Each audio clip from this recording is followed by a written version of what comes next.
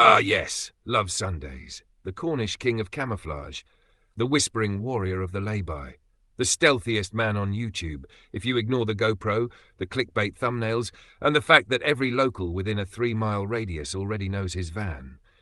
Because here we have a masterclass in contradiction. A man who goes out of his way to not be noticed while filming it all in 4K with sponsored links and a discount code. Let's break this down, shall we? First up, the van. Now, it's not a motorhome. No, that would be far too obvious. This is a self-built stealth box, a plain white van with all the charm of a delivery vehicle and none of the windows. Because Sean, our man behind Love Sundays, doesn't want you to know he's sleeping in there. No, he wants you to think he's just another tradesman, a security officer, a travelling electrician, a man in a van with nothing to hide except his bed, his stove, his toilet, and his entire online brand. To help sell the illusion. Magnetic workman signs on the side, because that'll definitely fool the locals. Oh look, Love, another roofer parked in the bushes outside the farm shop, eating beans in the dark. Totally normal. And the high-vis jacket? Oh, it's not just clothing. It's a persona. Sean wears it like a superhero cape, striding out of the van like he's on shift at a nuclear power station. But before he even steps outside, we get the classic Sean ritual. Look left. Look right. Hold breath. Exit van like it's a hostage negotiation. He moves like a squirrel who's stolen a biscuit, twitchy, anxious, and absolutely convinced someone's about to shout, "Oi, you can't camp here." And mate, they probably will. Because you've parked up in the only flat bit of gravel in all of Devon, next to a footpath, with a diesel heater plume trailing across the A-road like it's a smoke signal. But it's inside the van where the true magic happens.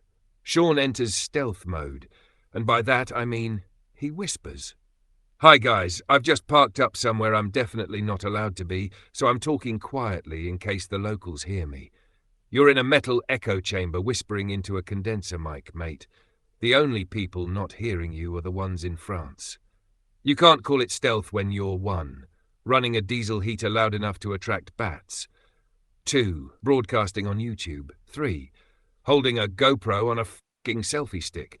This is not stealth. This is stealth cosplay. It's performance anxiety meets Amazon affiliate links. And what's the content? A steady stream of nothing. He parks, he panics, he peeks out the curtains like a Victorian widow, then reviews an electric bike, a power bank, a camp light, or if we're lucky, another can of lukewarm beer. It's like watching QVC in a bush. The man's done so many product reviews, I half expect him to install a checkout counter in the van. Power banks, e-bikes, solar lights, mini fridges, a wine subscription box. If it's vaguely portable and looks vaguely outdoorsy, you can guarantee Sean's whisper reviewed it while ducking below the window line. The only stealth move left is pretending he actually paid for any of it. But of course, what would a good Love Sundays vlog be without some local tension? Because Sean doesn't just hide, oh no, he confronts. Imagine this, you're walking your dog past a very obvious white van parked at an odd angle behind a hedge. You mutter something under your breath like, "Another one of those bloody vanlifers."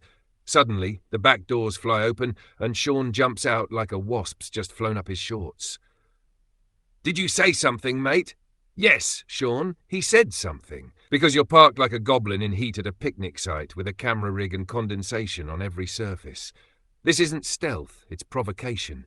It's van life entitlement, camouflaged in paranoia. The rest of us are just trying to exist without causing trouble, and there you are, deliberately baiting locals, then acting shocked when people get fed up. But wait, there's more.